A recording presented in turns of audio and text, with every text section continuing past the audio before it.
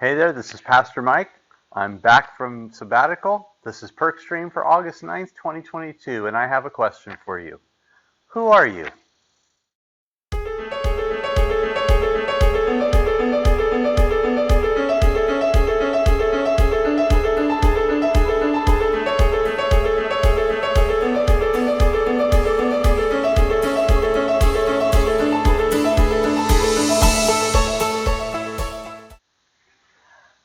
I heard the story one time about Fran and Mabel. They're two ladies who knew each other, lived in the same town. And one day, Fran was walking down the street and she saw Mabel walking ahead of her. And so she started calling her name, Mabel, Mabel. But Mabel wasn't responding. And so Fran had to quicken her step to catch up to Mabel and finally got there and said, Mabel, why aren't you answering me? And Mabel shook her head and said, Fran, you know what? I've been called Mom so much of the time, I forgot what my first name is. Well, sometimes I wonder if we feel like that. We have other names for ourselves when we answer the question, who are you?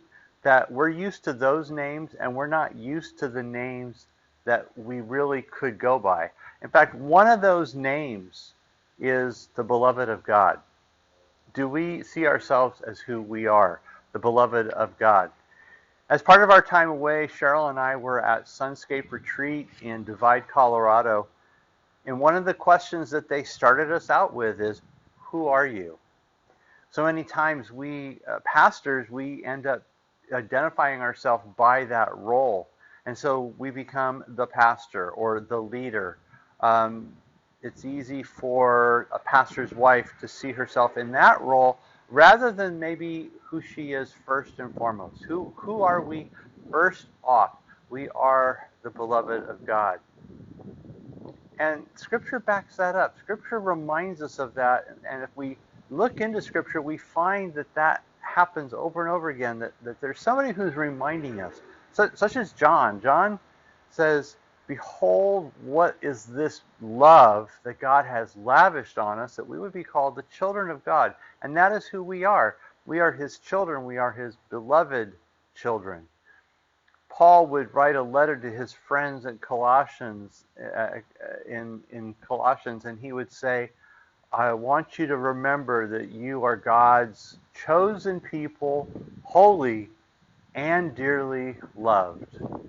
And then in a similar manner, Jude would start off his letter by writing to those who are loved of God the Father.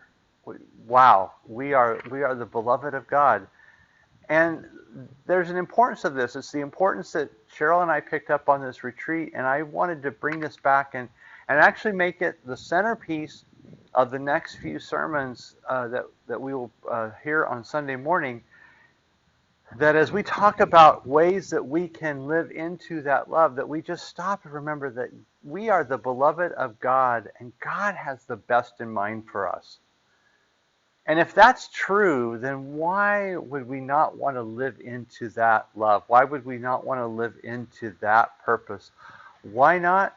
Well, I know that very often we get distracted. We are very much a people who, we have our schedules, we have our agendas, we have all these things. And God is saying, you know what? I have an agenda for you. I have an agenda as my beloved child. Will you consider not just listening to my agenda, would you enact my agenda? Would you live out my agenda? And what is that agenda? Well, I'm going to invite you to come back for the next 4 weeks of sermons at Perk as we talk about what does it mean to break away from living life according to an identity that is not us, an identity that live into the identity that is us, and that is the beloved of God.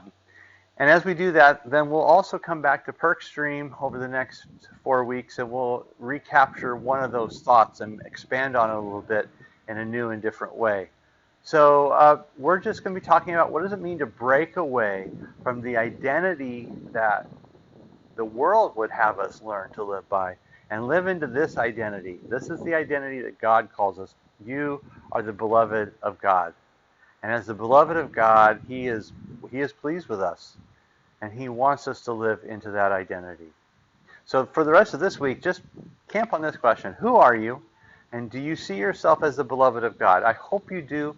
I hope that you'll begin to live into that. And as we talk over the next 4 Sundays, we'll be able to unpack a little bit more what it means to be God's beloved.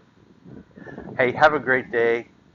It's good to be back, and I'm glad that we'll have a chance to be together this Sunday and in the weeks to come. God bless.